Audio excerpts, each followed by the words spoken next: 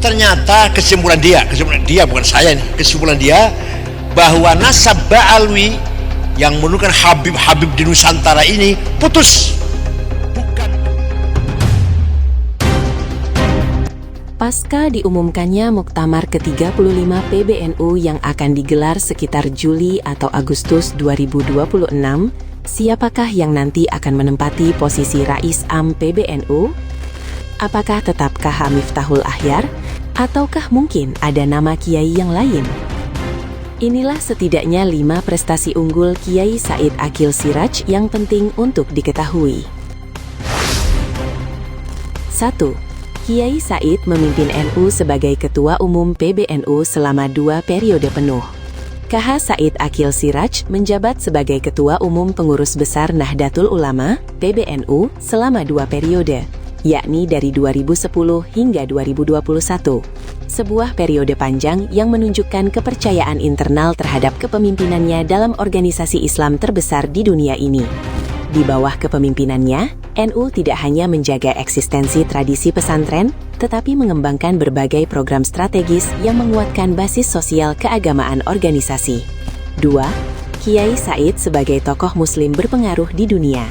KH Said Aqil Siraj secara konsisten masuk dalam daftar The Muslim 500, The World's 500 Most Influential Muslims, sebuah publikasi tahunan yang menunjukkan tokoh-tokoh muslim paling berpengaruh dunia. Beliau pernah menempati urutan 20 besar tokoh muslim paling berpengaruh versi tersebut, bahkan berada di atas sejumlah pemimpin muslim dunia lainnya. Pengakuan ini bukan sekedar prestise pribadi, tetapi mencerminkan pengaruh NU di kancah global melalui kepemimpinan dan wacana yang beliau canangkan. 3. Kiai Said memperkenalkan dan mempromosikan konsep Islam Nusantara.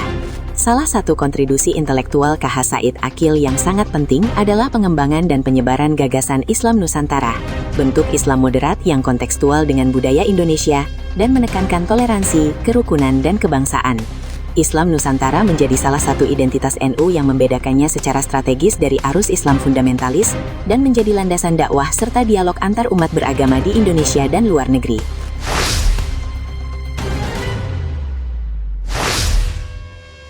4. Kiai Said memperluas capaian dan program NU di berbagai bidang sosial keagamaan.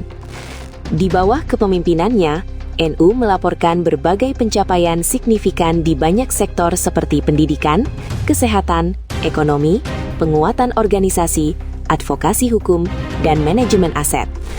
Dalam laporan pertanggungjawaban PBNU, berbagai program di bidang-bidang ini menunjukkan penguatan peran NU secara kelembagaan.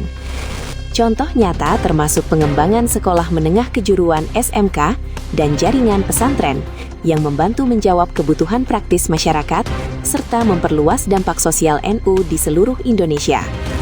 5. Mendapatkan penghargaan dan pengakuan dari internal NU.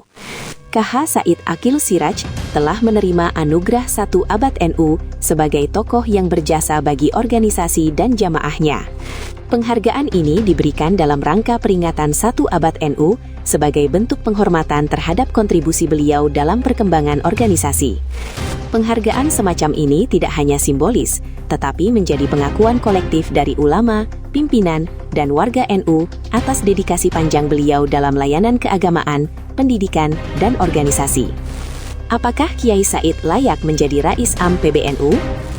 Mengapa prestasi ini membuatnya layak dijadikan Rais Am PBNU? Rais Am berada di puncak struktur Syuriah NU, posisi yang lebih menekankan otoritas keagamaan, spiritual, dan kebijakan strategis Syuriah, berbeda dengan ketua umum yang lebih administratif atau tanfidiyah. Menurut banyak tokoh dan pengamat NU, pengalaman panjang KH Said Aqil di berbagai level kepemimpinan, pengalaman global, dan pemahaman keilmuan yang luas menjadikannya sosok yang kuat dan layak dipertimbangkan untuk posisi Rais Am. KH Said Aqil Siraj membawa banyak kontribusi penting untuk NU dan komunitas Muslim Indonesia secara luas, dari kepemimpinan organisasi yang stabil, gagasan Islam Nusantara, perluasan program sosial keagamaan, hingga pengakuan internasional dan penghargaan internal. Bagaimana menurut Anda?